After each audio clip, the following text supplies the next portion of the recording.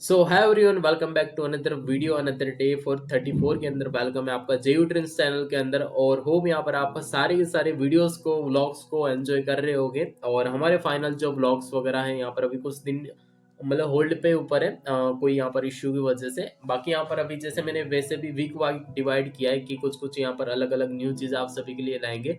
तो वैसे अभी ये स्टोरी का वीक चल रहा है, तो बाकी स्टोरी को यहाँ पर आप अच्छी तरीके से यहाँ पर सुन रहे होगे। काफ़ी वैल्यूएबल चीज़ें यहाँ पर आपको मिल रही होगी। और खास करके आप ऑनलाइन बिजनेस में लाइन में हो या फिर कोई भी काम की लाइन के अंदर हो, खास करके बिजनेस, तो आपको वहां पर 1% डेली बेस के ऊपर चेंज होना जरूरी है। तो आपको इस वीडियो के अंदर होप यहाँ पर काफी कुछ चीजें वैल्यूएबल मिलती होगी। और मैं भी आप सभी के लिए डेली बेस के ऊपर कुछ कुछ ऐसी वैल्यूएबल चीजें लाता रहूंगा जिससे आपको वैल्यू मिले, मुझे होप मिले, आपके सब्सक्राइबर से, आपकी लाइक से, आपकी कॉमेंट से।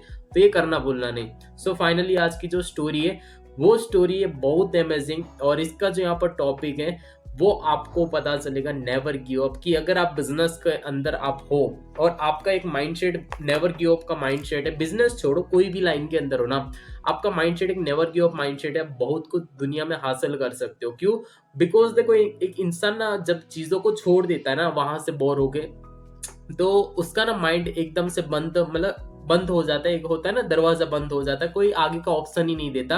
बट अब गिरी से गिरी कंडीशन में, बुरी सी बुरी कंडीशन में भी अगर आप वो काम करते रहते हो ना, तो 1% चांस होता है कि वहां पर आप यहाँ पर सक्सेस हो जाओगे।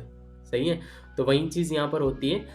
तो बाकी यहाँ पर स्टे ट्यून, स्टोरी को स्टार्ट अप करते। बाकी फाइनली हम अपनी यहाँ पर और फाइनल स्टोरी है वो एक एथलेटिक्स के ऊपर है। वहां पर एथलेटिक्स में आपको पता होगा कि काफी सारी गेम्स आती है, काफी सारी शूटिंग, एथलेटिक्स, रनिंग, कूद वगैरह काफी सारी चीज आती है। तो वहां पर एक रेसलिंग करके गेम थी, आपको पता होगा रेसलिंग की। लाइक यहाँ पर एज के हिसाब से उसको डंबल उठाते हैं, बिना हिले बिना कुछ यहाँ पर डगमगाए, ऐसा कुछ होता है। आपको पता होगा कि लोग यहाँ पर डंबल करते और फिर ऊपर करते, अप पुशअप करते, पुलअप करते, राइट है। 200 किलो के डंबल होते, 150 500 किलो के डंबल होते, काफी कुछ चीज होते। तो उस रेसलिंग कंपटीशन में बहुत सारे लोग आए थे ओलंपिक के अंदर। ये जो एथलेटिक्स की स्पर्धा थी वो ओलंपिक के अदर कंट्री के अंदर थी। और बात करें इस कंट्री के अंदर, ठीक है, बहुत सारे अदर अदर कंट्री के लोग आए थे जो अपनी कंट्री को छोड़ के मतलब कि उसमें परफॉर्मेंस में अच्छे आए थे रेसलिंग में, जो वहां पर गए थे। और आपको भी पता है कि एक इंसान ओलंपिक कब जाता है, जब वो पूरी तरीके से परफेक्ट होता है। लाइक उसने अपने डिस्ट्रिक्ट को क्वालिफाई किया होगा, सिटी को क्वालिफाई होगा, उसने स्टेट को क्वालिफाई किया होगा, नेशनल को क्वालिफाई किया होगा, इंटरनेशनल को क्वालिफाई किया होगा एक दो बार, तब जाके एक इंसान ओलंपिक के अंदर उसका कंट्री उसको खेलने का मौका देता है। ये चीज होती है। और उस इंसान ओलंपिक में आने से पहले ऑलमोस्ट 4 से 5 साल तैयारी करता है। तो बहुत बड़ी यहाँ पर प्रैक्टिस होती है ओलंपिक की, तब जाके इंसान ओलंपिक की गेम के अंदर उतरता है। तो वैसे अदर अदर कंट्री से काफी सारे लोग आए थे, जिसमें से एक इंसान था जो बात करें, ठीक है, कि 2004 के अंदर आया था। आने से पहले उसने 5 साल तैयारी कर रखी थी। और 5 साल की तैयारी के बाद जब उसकी बारी आई रेसलिंग में, 1-to-1 हर एक इंसान यहाँ पर उठा रहे डंबल अपने वेट के हिसाब से, अपनी साइज के हिसाब से, अपनी मतलब कि कैटेगरी के हिसाब से डंबल को उठा रहा है। और जब वो इंसान की बारी आई जिसने 5 साल से तैयारी करके ओलंपिक में आया था, और जब वो इंसान की बारी आई ना, तो उसके हाथ में यहाँ पर डंबल उठ तो गया, क्या डंबल उठ तो गया, बट उसकी ना यहाँ पर हाथ से ग्रीस यहाँ पर फिसल गई, जिससे यहाँ से अप ही नहीं कर पाया, पुल अप ही नहीं कर पाया। तो उसने यहाँ पर हाथ से डंबल छूट गया और वो डिस्क्वालीफाई हो गया। और एक चीज सोचो, जब एक इंसान 5 साल की यहाँ पर तैयारी करके आता है ओलंपिक के अंदर, जिसको पूरा बिलीव होता है कि मैं कर दूंगा ये वगैरह और मैं कुछ हासिल कर लूंगा, और काफी सारी प्रैक्टिस के अंदर उसने कर दिखाया होता है, बट वो इंसान अगर वहां पर हार जाता है तो बहुत बुरी तरीके से उसका दिल टूटता है। और आपको भी पता है कि हर 4 साल के बाद ओलंपिक आता है। तो वो इंसान हार नहीं माना। कोई भी एथलेटिक्स इंसान होता है ना, मतलब एथलेटिक्स छोड़ो, कोई भी यहाँ पर अगर आपका माइंडसेट है ना, तो आपको यहाँ पर कभी हार नहीं मानना चाहिए। स्टोरी से आपको समझ में आएगा। तो जैसे यहाँ पर मैंने बोला कि वो इंसान 2004 की ओलंपिक के अंदर डिस्क्वालीफाई हो गया, 2008 में वो फिर से आता है। आपको पता होगा कि हर 4 साल में ओलंपिक होता है, जैसे मैंने बताया वो 2008 में फिर आया होगा। और जो इंसान 5 साल पहले तैयारी करके आया और 4 साल बाद में तैयारी करके आया, तो उसने अपनी प्रैक्टिस तो बढ़ा दिया होगा। आप सभी को पता है कि वो देखो मच्छर तो नहीं मार रहा होगा, सही है, उसने अपनी प्रैक्टिस को बढ़ा दिया होगा। तो वही चीज सेम टू सेम वो 4 साल बाद फिर आता है, वो 2008 में फिर आता है। और 2008 में तो कुछ ऐसा हुआ उसके साथ कि हाथ में ग्रीस लगाया जब उसकी बारी आई, और जब डंबल उठाने की बारी आई तो उठा ही नहीं जा रहा, हाथ से मतलब स्लिप हो रहा है, एकदम से स्लिप हो रहा है, और स्लिप की चक्कर में 5-6 बार उससे स्लिप हो गया और वो डिस्क्वालीफाई हो गया फिर से। पहली बार तो चलो हाफ तक तो उठ गया था, दूसरी बार तो उठा ही नहीं डंबल, मतलब हाथ से यहाँ पर लिपट गया, जो पाउडर लगाते विथ ग्रीस के साथ उससे लिपट गया। तो इंसान को फिर यहाँ पर हुआ कि नहीं, हारना नहीं है। 2012 यहाँ पर आता है, 4 साल के बाद फिर ओलंपिक आता है। एक चीज सोचो, उसको कितने साल लगते हैं अपनी जिंदगी का मकसद पूरा करने में गाइस। वो 2012 में फिर आता है।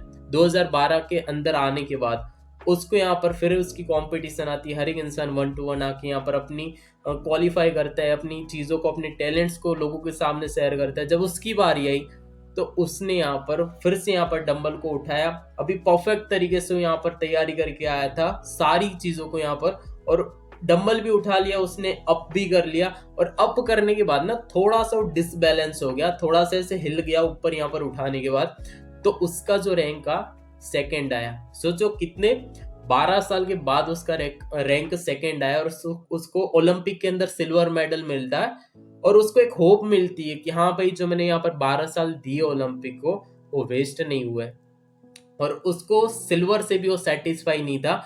वो 2016 के अंदर फिर आता है 4 साल के बाद, और वही इंसान पूरी परफेक्ट तरीके से प्लानिंग के साथ, पूरी परफेक्ट तैयारी के साथ पूरा का पूरा यहाँ पर डंबल को अच्छी तरीके से यहाँ पर लोगों के सामने परफॉर्मेंस करता है और वो गोल्ड जीतता है। और वो इंसान का जब इंटरव्यू हुआ था तो वो इंसान बोलता है कि मुझे अपनी जिंदगी का मकसद पूरा करने के लिए 18-20 साल लग गए ओलंपिक में। अभी एक चीज सोच सकते हो गाइस कि एक इंसान 18-20 साल तक लगातार प्रैक्टिस करता रहा, 10-12 साल बिना कोई रिजल्ट के।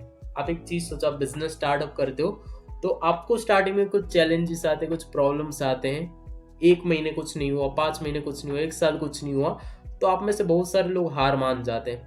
तो इस स्टोरी का कहने का मकसद ये है कि अपनी जिंदगी में आप कुछ भी करो ना, हार मत मानो, गिव अप ना करो चीजों को। गिव अप कर दोगे तो आपके माइंड के अंदर सीधा बंद का ऑप्शन आ जाएगा, बट आप बुरी से बुरी कंडीशन में भी आप करते रहोगे ना, तो 1% चांस होता है होने का। क्या 1%? और वही 1% चांस होते होते आप प्रैक्टिस लगातार करते करते करते करते आपको 1% 100% में एक दिन चेंज हो जाता है। तो ये स्टोरी की सीख थी आज की।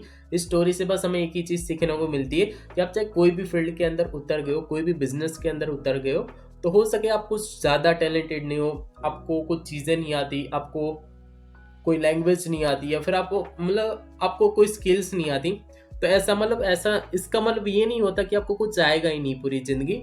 इसका मतलब है कि आपको उस चीजों को टाइम देना पड़ेगा।